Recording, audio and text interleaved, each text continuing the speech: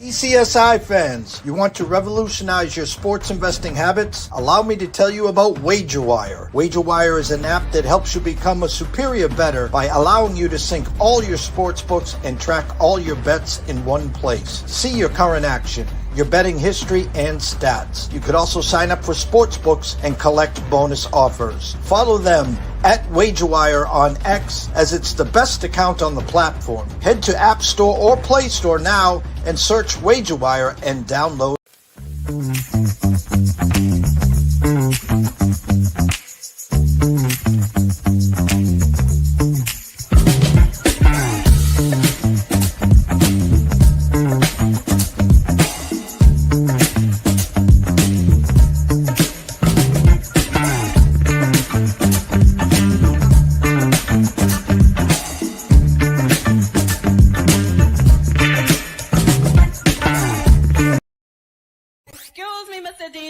Check this out, we got a great show coming your way.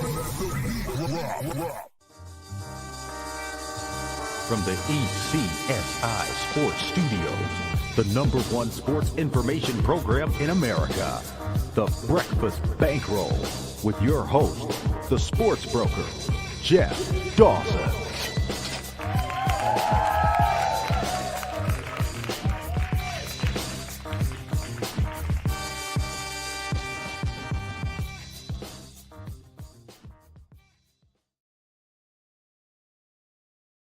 Good, maybe not. What is going on here? Let's see here. Hold on.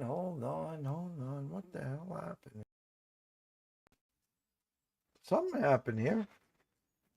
I see a private chat. Hold on, guys. What is up with my camera? Andrew, how come I was on? Bear with me, guys. Bear with me.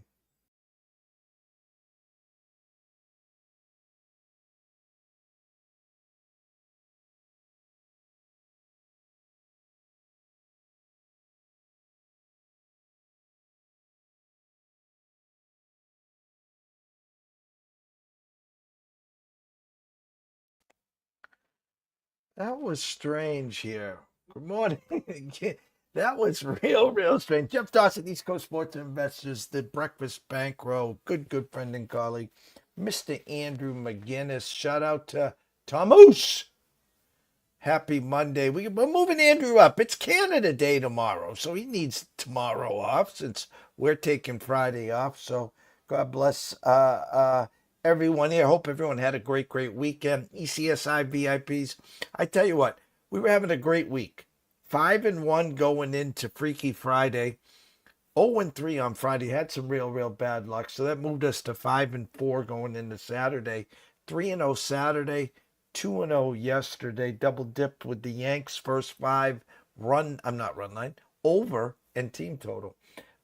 So we end the week 5-0 and 10-4 for the week. So envelope Monday to everyone there. And last week 9-3. So we're on a nice little heater here. So first and foremost, a shout out to our proud sponsors and partnerships. It's WagerWire. Head on over to Google Play, download the app. It is free.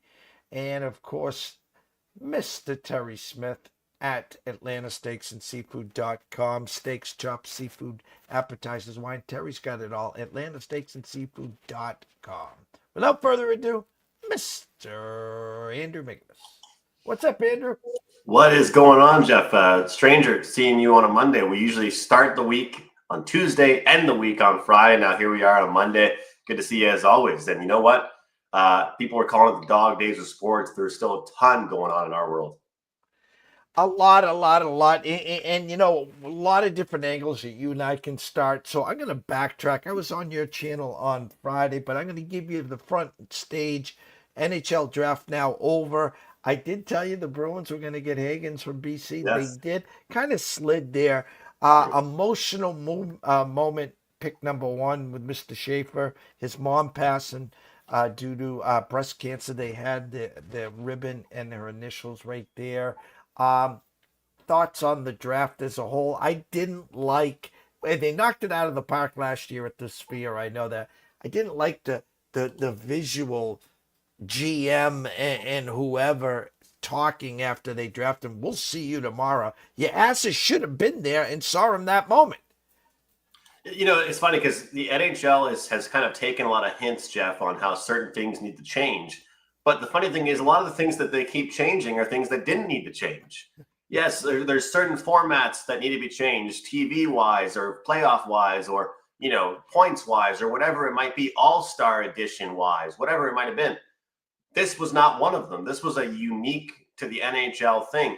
Imagine all of these players that watched their favorite players growing up get drafted, shake the hand of the general manager, and they've got the whole scouting staff. And usually it's a group picture of 8 people. They all have their arms around each other for a big picture. And now we got the most awkward Zoom call in the history of Zoom calls. And that's including all of the 2 or 3 years of COVID. And these guys go into this room and talk to a computer of 8 guys looking at them. It just took the emotion away from it from where I'm standing. Obviously, the top picks and most of the players, I guess, Jeff, they report to development camp and to some camps right now, actually, like today. So it's really interesting. I was talking to someone the other day, and you know that I've done some work with the hockey news. And the funny thing is if you think about it, like hockey, it's a full-time gig. Like it's, the person I was speaking to was saying, when you turn on ESPN in America, on any given day, there could be a storyline about the NFL. And that's how it's supposed to be in Canada with the NHL. And I'm not saying that there's not that going on in the America as well, but there's always something to talk about between the draft, development camp, free agency on July 1st. Who are the free agency pickups? What does this team look like?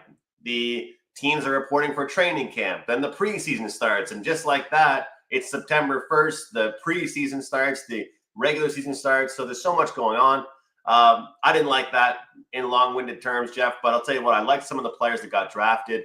People were calling this a top-heavy draft. That's for sure. I'm going to tell you one player that I really liked out of this draft, and a lot of people knew he was going to go here. And this is obviously early on.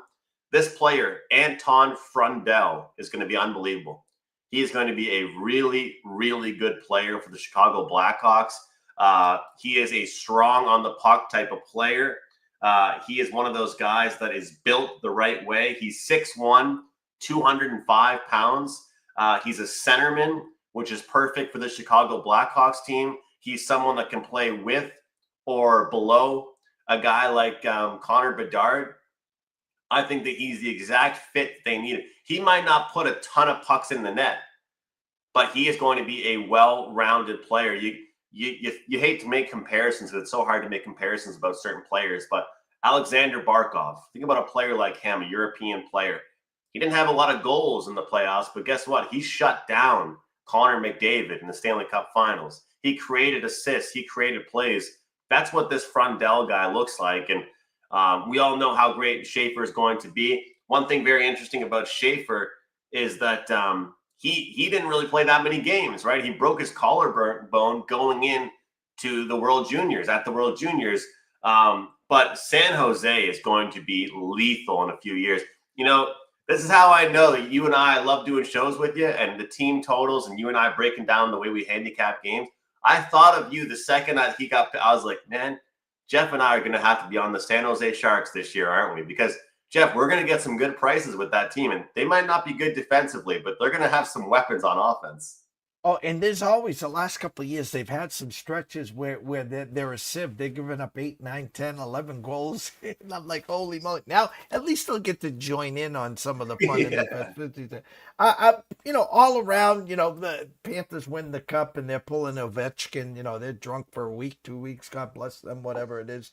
The Marner story, if I was a betting man, it would sound like he's going to end up with Vegas, but the real story I want to get to, thoughts on Marchand to the Leafs. Believe, disbelieve, he's going to go back to Florida. Or what would Toronto feel like with Marchand in the building?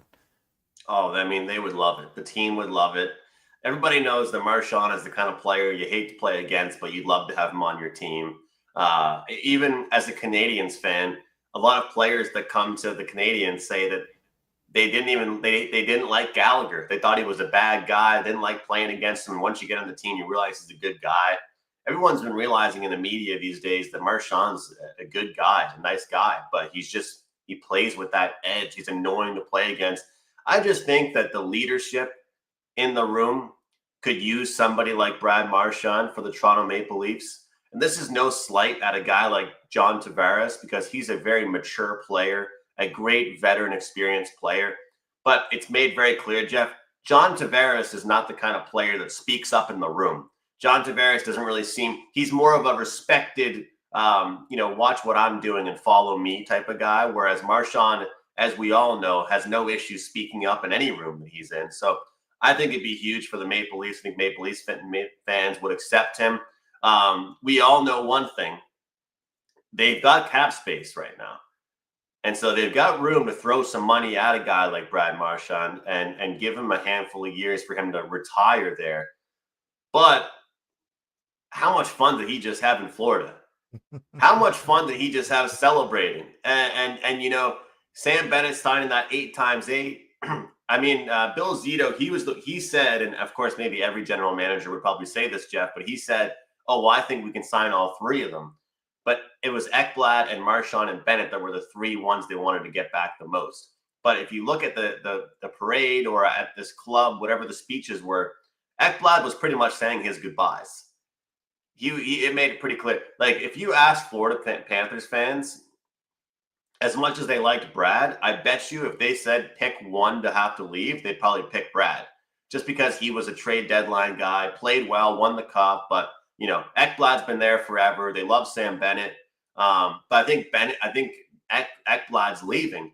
So it really comes down to this: does Marchand want to be that guy that does kind of, what's it called in wrestling, like the heel turn, or be like that character? And say, because we know what's going to happen. We know they're going to be rivals in the Atlantic Division. So if he goes there, and because I don't think he's going back to Boston. I'll get your thoughts on that, but I don't think he's going back there. So it's either he signs there, and then all of a sudden I'm hearing reports that Utah has been interested in him. At the end of the day, Utah has money. They've got salary cap right now. But I think that, sure, he would get paid if he went to Toronto, but he's going to Toronto because he's a Canadian and he liked Toronto growing up. I don't think he's going to Utah to play with the Mammoth. That's where I'm sitting. But the scary thing is about this Panthers team, Jeff, is that they're not going to be just good. I mean, they just went to the Stanley Cup final for a third straight year, and it wouldn't shock anybody if they're back in the conference finals again next year or the final. If anyone knows teams inside and out, it's you. And I think we had a little discussion on this last time you were on my channel. Very light topic again on your channel on Friday. The dust is settled. McDavid now, they've cleaned out the locker, the room. They're getting ready for next year. Tampa, the state of Florida. I mean, where Stanley Cups are won. Ask the Lightning. Ask the Panthers. No state income tax. Yeah. It's got to sound good for McDavid, doesn't it? Or is this one of these, I'm staying here till we win a cup, I'm the one that's going to break the jinx here?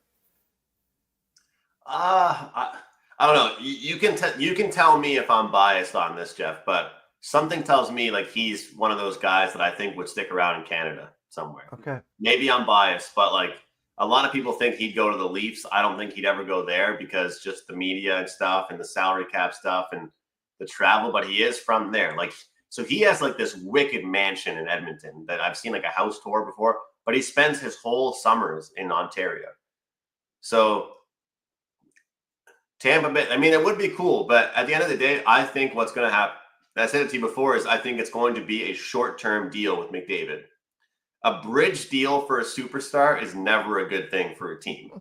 When your superstar doesn't want to sign for 7 or 8 years, I think they're lowering it from 8 to 7 now. So I'm not sure when that kicks in, but regardless, if your superstar wants 3 or 4 years, that's a really bad sign. But to your point about Tampa Bay and about no income tax, maybe if, let's say I'm right about the 3 or 4 year deal, maybe once that expires, he just says, take me somewhere to win. Take me somewhere to win. And, you know, the advantage that they have is not just for the superstars, but it's for the other players. That's where I think it's a bit different. Like, obviously, Sam Bennett, 8x8, that's probably like worth $11 million in Toronto, if not more, right? But I think that where they really make their money as far as the no state income tax is not on the top guys, but it's the bottom guys. Like some of these players that can sign for, you know, 3.5 times 3 that would sign for $5 million if they signed in Montreal or Toronto or things like that. Because 3.5 instead of 5 is a big difference for your bottom 6 players. So as much as the 8 million versus 11 million is different, I think, like, if you notice, like, the bottom 6 guys were really good as well for Florida. You know, and I mean, I guess Marchand was kind of included in that stretch. But it's an interesting time, Jeff, and I'll tell you, I mean, Bowman's got to be active for the Oilers. There's obviously a huge trade that we got to get to for the Montreal Canadiens, which I'm pumped about. But the stage is yours on that. I was waiting for you to lead it in. Let me end with this with the Oilers. The Bruins are going in a different direction. McDavid, everyone knows what the issue is. I said it last year, tongue in cheek. Why wouldn't Edmonton just call Boston and say, all right, we'll pick up the money, we'll take Swayman, and we'll send you, a bag of donuts and some coffee? And even Allmark, before that happened, like, Allmark went to the Senators. So, yeah, I'm very confused by that. Apparently, they've been finally reaching out. We'll both agree on this. Skinner would be a very good backup goalie. He is not your starting goalie playing 65 games a year. No.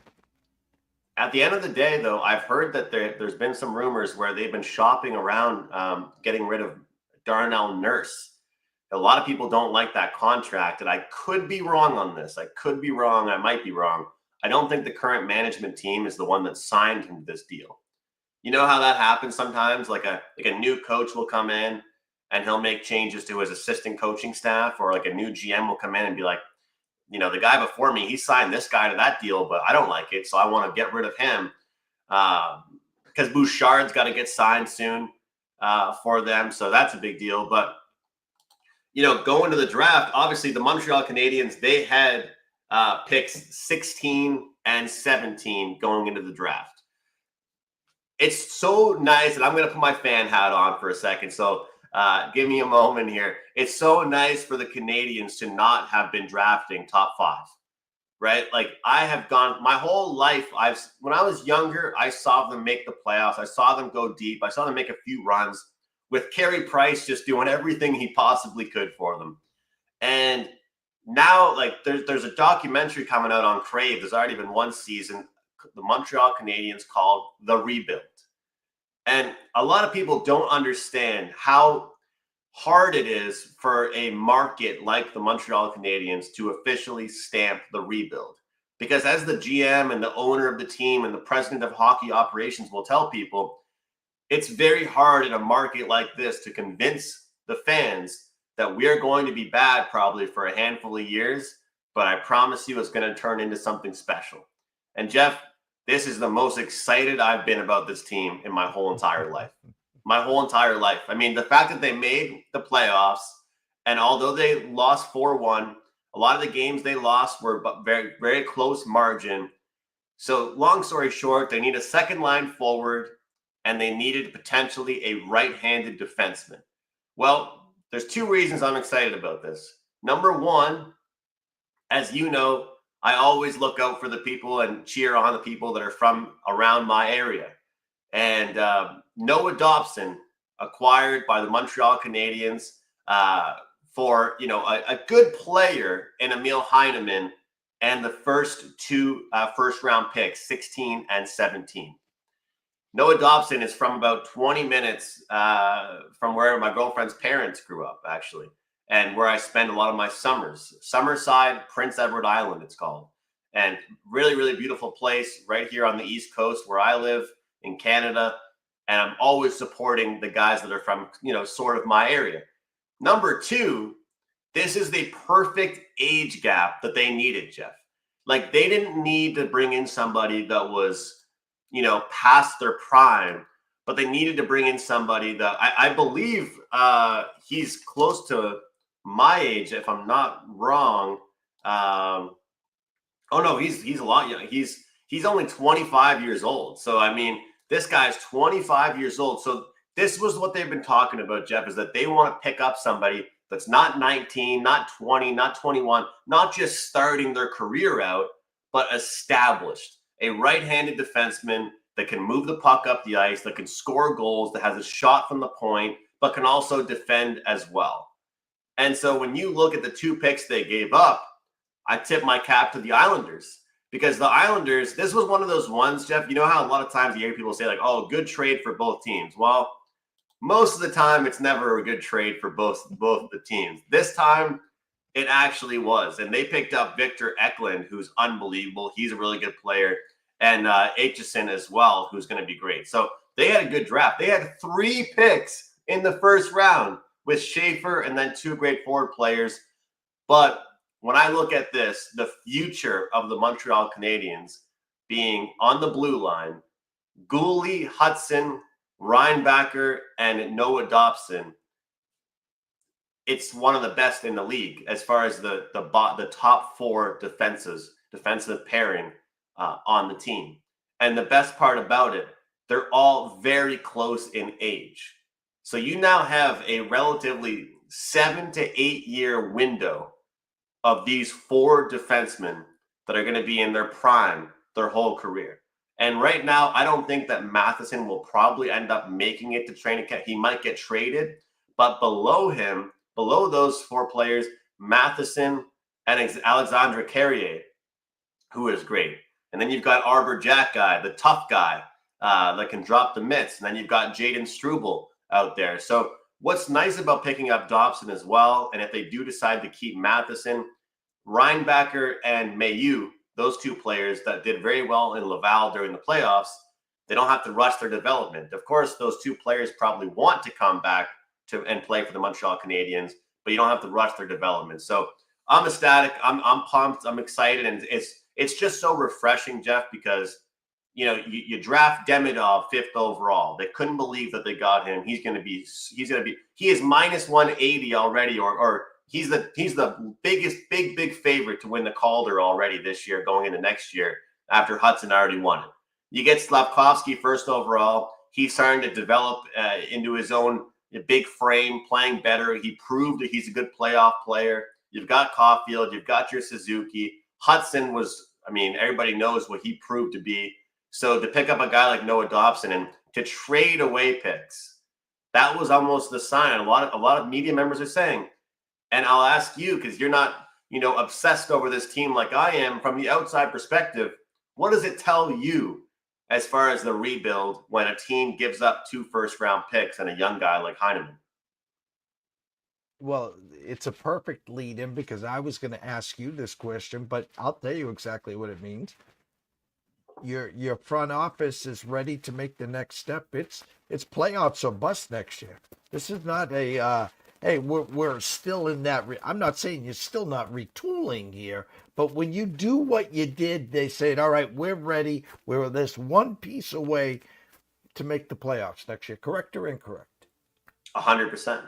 100%. The goal was to be in the mix. That was the quote that they used at every press conference, every media. In the mix. Well, they weren't just in the mix last year. They made the playoffs. And now the goal is to make the playoffs and win around and be dangerous before. The big thing I'll say going into this next season, I know we're talking here on June 30th, but the big thing I'll say is that Kirby Dach's injury was a factor in them not having much of a second line.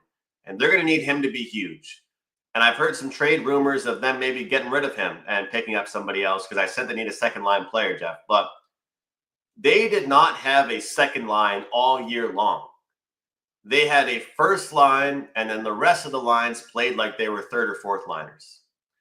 This year, with a healthy Patrick Laine, with Ivan Demidov, that seems like a player that's ready to just come into the league and get the job done. He had 2 points, a goal and an assist, his first career game against the Blackhawks, and he had 2 points in the first round against the Washington Capitals, Jeff. That's what's going to separate this team from last year.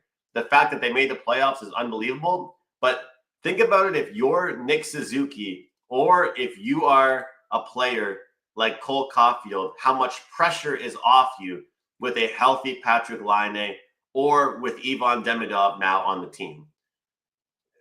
Patrick Laine didn't join the team until American Thanksgiving last year. I think it might have been even more than that, farther than that. So if you think about a couple months missing of a player of that stature, now you add in Demidov, the depth on this team just got much, much better. Well, I can't wait. We're going to have a lot of talk as we get closer. We'll get through some summer, but we'll have some hockey talk, of course. Before we get to the MLB, we're a month in CFL. My eyes, I do a lot of shows with you. I do a lot of talking with you. I said it in the intro. If my math is correct, 3-1, 2-1, 2-1, 2-1. That's 3, 5, 7, 9, and 4 to start the year for ECSI VIPs. And if I remember correctly, I haven't picked a side. It's all been team totals. And listen, there's no secret to our success. I've said it publicly. I'm going to say it again. If you can pick the team that's going to win the game, about 75-80% of the time, they've gone over their team total, Andrew. And covering the spread, and the team that's winning the game is covering the spread a lot of this time as well, going over that team total. It's reminding us again of that 3.5 number, plus 105, plus 110 in the NHL, Jeff. Find that slot, find that number in CFL action. And I'll tell you, I'm not sure the exact numbers, but I think it was something like 12-3, 12-4 going into yesterday's game. Second half overs. First half starting off slow. Second half's picking up once again. That's something to monitor. But great start by you. Great job by you. I've had a little bit of a bump in the road, but not too worried about it. We're picking spots, getting the right numbers here. But unfortunately, I had trust in too many backups this week. And the first one I had faith in was the Montreal one. I said to you backstage, on stage, every stage we could have been on, that was kind of a sketchy game. But I still just, what I saw from Hamilton, didn't care about the bye week, didn't care about this or that. McLeod Bethel Thompson looked like a statue standing in the pocket. If you're a CFL quarterback, you have to be able to move a little bit. You cannot be just, stagnant, especially with just the 2 downs and then you're out of there punting the ball.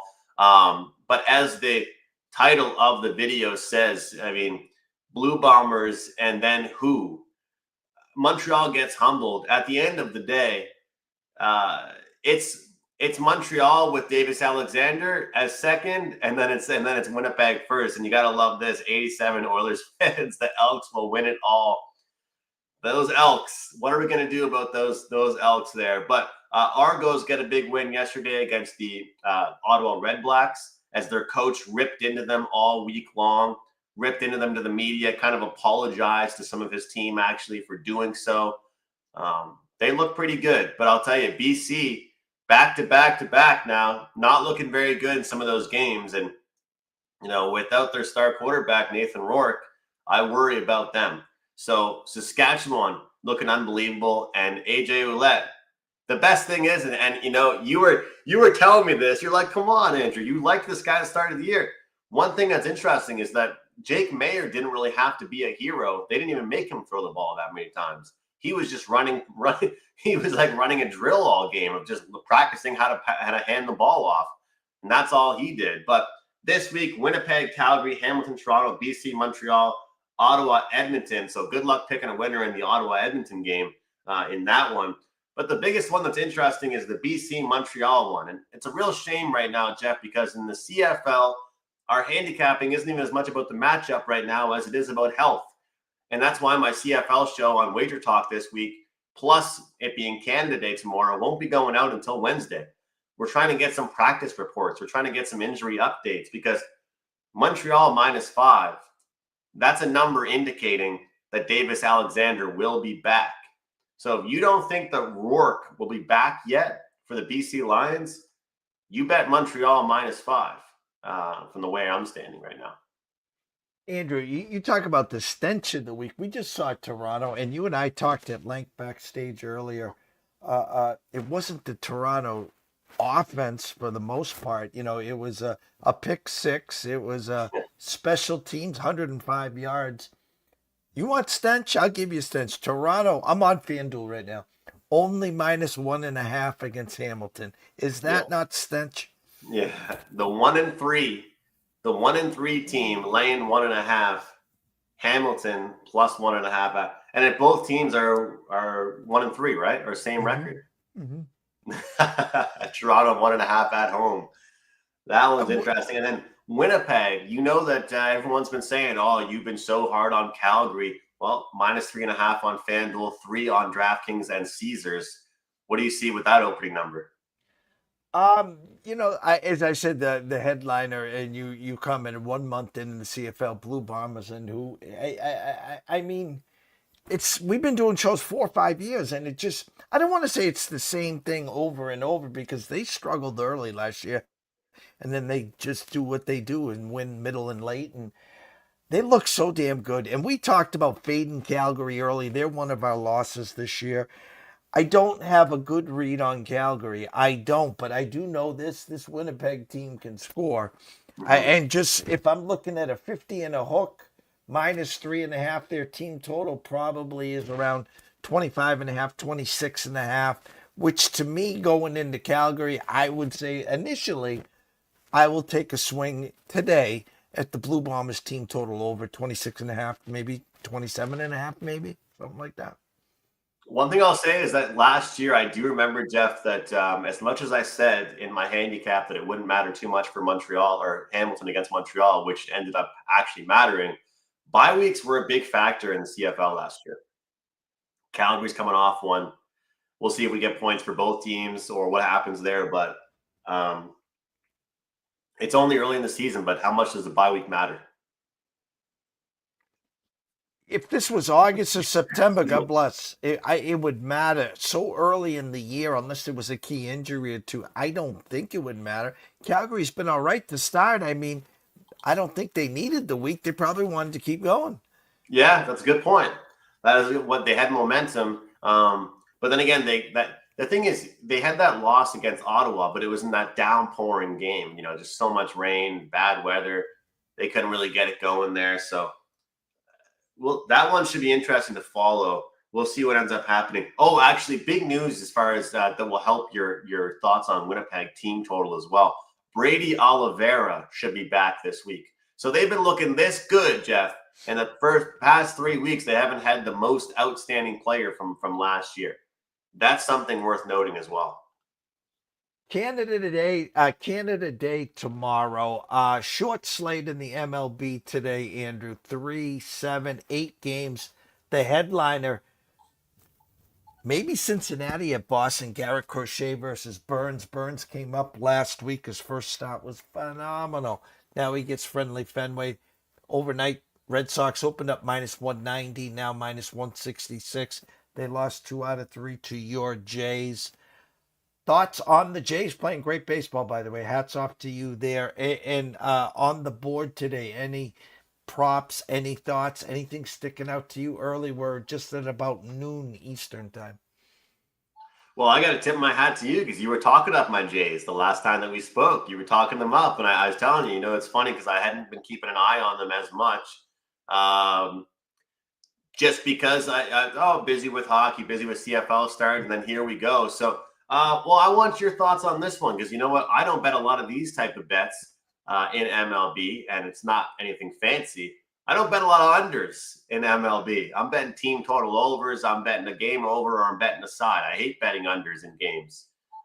But a few people I heard say this, and it kind of like I kind of liked what I heard by this, and it was more so when a pitcher comes back from an injury, how much does it really affect them overall in their first start or their first few starts compared to a younger player coming back from an injury?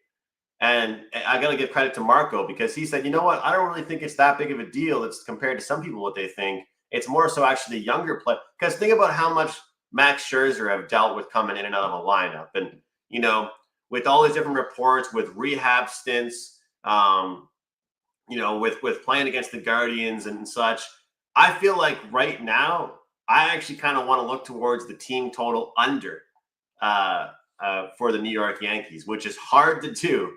The full game over under 8.5, minus 115 towards the full game under in this one. Team total right now under 4.5, minus 120 for the New York Yankees. That's a just don't even watch the game type of bet there. But I think the Jays can hold off on this team. We had Yankees yesterday, team total over 3.5 in the first five, and we had over 6 combined in the first five. Homers galore, runs scored, box to wire on both of those. Now are the Yankees cooking with Crisco? They go over, obviously they cross the border. I don't know what you're going to get from Mad Max. Is he on a pitch count? Is he going to give him once through the order? I have no idea. Yeah. How's your bullpen looking? And again, your Jays team total is only 3.5 over. This is a 4.5 under in an 8.5. It's setting up first 1 to 4 wins, maybe first 1 to 5 wins. I just don't know what to expect from Mad Max. I don't. Let's see. The latest report, Blue Jays manager said Thursday that Scherzer's right thumb feels better today following start Wednesday against the Guardians that did follow the pitcher's final rehab start. Threw 83 pitches, 8 more than his last rehab outing Wednesday in Cleveland, and said he could have thrown 10 more if needed. Good news is both Scherzer and the Blue Jays weren't sure how the thumb was going to respond. As long as the thumb continues to bounce back well, Scherzer will be allowed to keep increasing his workload moving forward. So, I mean, it's obviously risky business taking an under anything to do with the Yankees, as we know. And even the Jays, they're batting the ball pretty well right now. So that's kind of a risky play. Looking at that one, what were some other some movers here today? Cardinals and Pirates. That one's kind of interesting, seeing some movement go around in that one. Any thoughts from you on that game? That's the mover of the day. Overnight, St. Louis opened up minus 130. Now, Andrew Haney and the Pirates are minus 109. Fetty versus Haney. And this is the Pirates that just swept the Mets. Mm-hmm. And again, Dave Parker passed on Saturday. Maybe a little We Are Family here going for the Pirates. Big move, though. That's a 39-cent move. I'm not running to the window to back the Pirates, but that's the only way that I could play the game, seeing a 39-cent move. If someone said to me, hey, the overnight, I trust and respect the overnight number is true. The value's in the Cardinals, and they were minus 130. Now you can get them minus 102. So that's the actual value play. I'm going to sit high above courtside because I know this. If I wasn't invited to the wedding, I'm not going to the funeral. And I'm not stepping at either which side of a Pirates winning or losing streak. So I'm staying Especially away. with that movement. Especially with that movement, right? 100%. 100%. I got to say this, Jeff. I and this is like more so just kind of joking around a little bit here, but if I remember, and could be wrong, but if I remember correctly, tomorrow, 3:07 Eastern Time, the Blue Jays never win on Canada Day. They never win on Canada Day. They're at home for a reason tomorrow. They're at home for a reason tomorrow. And then this is a spot here. They're going to have the red jerseys on. It'll be a big day at the ballpark. The families are out there. Whatever it is, I've always noticed this over the years because I always have the game on. I'm at a cookout. I'm at a barbecue, having some drinks. The Jays are like down 5-1 after the second inning every time. So if you want to bet on the Jays today, bet on them today. Don't bet on them tomorrow. I remember too. I'm like, holy moly, big day for them, and they're always home, like you said, and they're always trailing, never winning. So gonna be interesting there. Scroller going. Everyone knows to follow you at McInnis Picks at Wager Talk, WT.buzz/A&M. 25% off Canada Day through July 2nd. Short term, long term. Blast away, my friend. it's just a huge deal. Anybody watching right now that's interested or ever wanted to check out my picks, we're very, very low volume in MLB. And I know some people aren't happy about that. I actually had someone write into customer service. Tough way to start off Monday saying not getting enough MLB. Well, when it's low volume and we're winning, then hey, can't complain too much about it. But 25% off any package of your choice. So if you wanted to get my NHL season for next year, 25% off, you can do that today. You can get ahead. You want to get CFL, my best bets in the CFL, 25% off, or a 7-day, 30-day, whatever it is. The option is yours. So I really just love this idea because that way I'm not pushing one specific package on anybody. It's Canada 25 for the Canada Day special here. Canada 25, 25% off any single package I have available at my page. Hope you guys can join me. And any questions, feel free to DM me on X. Andrew, enjoy tomorrow. Enjoy the day off. We'll be back on Friday on your channel. And as we proceed through the actually Friday is the 4th. We'll talk about when we're gonna do your channel. I actually might be doing something with Scotty. We'll figure it out Thursday or Friday. So anyways, enjoy yourself. Enjoy Canada Day. Best of luck. We'll be talking throughout the week. How's that sound? Thanks as always, Jeff. Always fun time. Go follow Andrew at McInnis Picks. You can go follow ourselves at EC Sports Invest. Tomorrow at 10:30 a.m., Scotty Webb back live from Tampa on some MLB talk. Wednesday, Brady Cannon, 11 a.m., talking some PGA. So from everyone here at EC Sports Invest, it's high noon, 12:06 to be exact. Enjoy yourself. New week, new start. ECSI VIPs, enjoy Envelope Monday, and we'll see you soon.